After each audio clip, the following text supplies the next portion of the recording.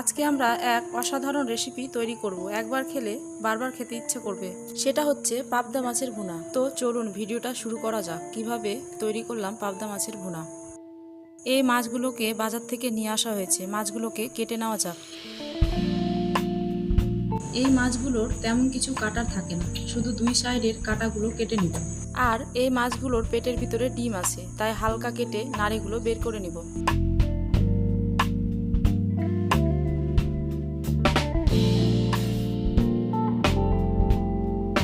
এইভাবে একে একে সবগুলো মাছ কেটে ধুয়ে নিব।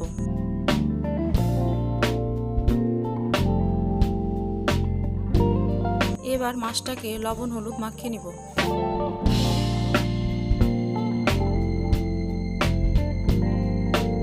যা যা উপকরণ লাগবে সবকিছু রেডি করে নিয়েছি। এবার মাছ ভাজার জন্য কড়াইয়ে খাঁটি সরিষার তেল দিয়ে দিব। তেলটা গরম হয়ে গেছে, সবগুলো মাছ ভেজে নিব।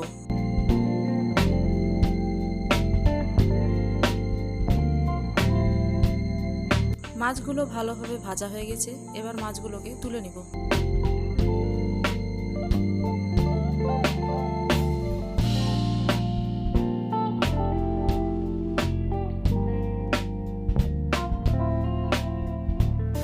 মাছগুলো সম্পূর্ণ ভাজা হয়ে গেছে, এবার মাছ ভাজার তেলে আলুগুলো ভেজে নিব।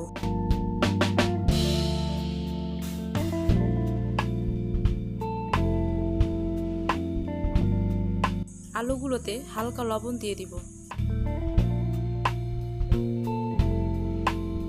আলুগুলো 50% ভাজা হয়ে গেছে, এবার আলুগুলো তুলে নিব।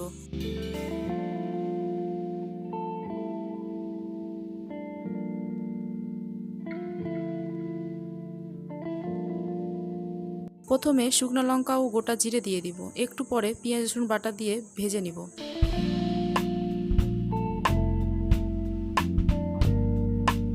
এবার পরিমাপ মতো লবণ ও হলুদ দিয়ে দিব।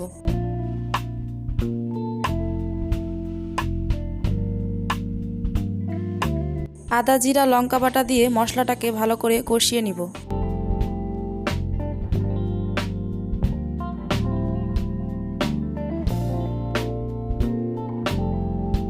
ভেজে রাখা আলুগুলো দিয়ে দিব।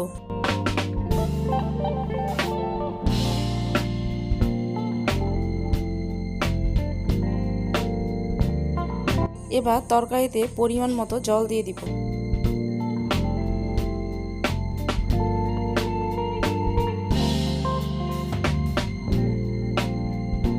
ঝোলটা ফুটে গেছে, এবার একে একে মাছগুলো দিয়ে দিব।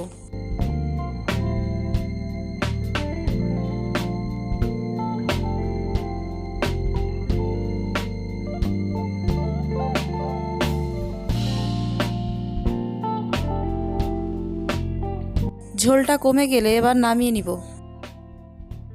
এই রেসিপিটি ভালো লাগলে বাড়িতে একবার হলেও ট্রাই করে দেখবেন। চ্যানেলটিকে সাবস্ক্রাইব করে লাইক কমেন্ট শেয়ার করে পাশে থাকবেন।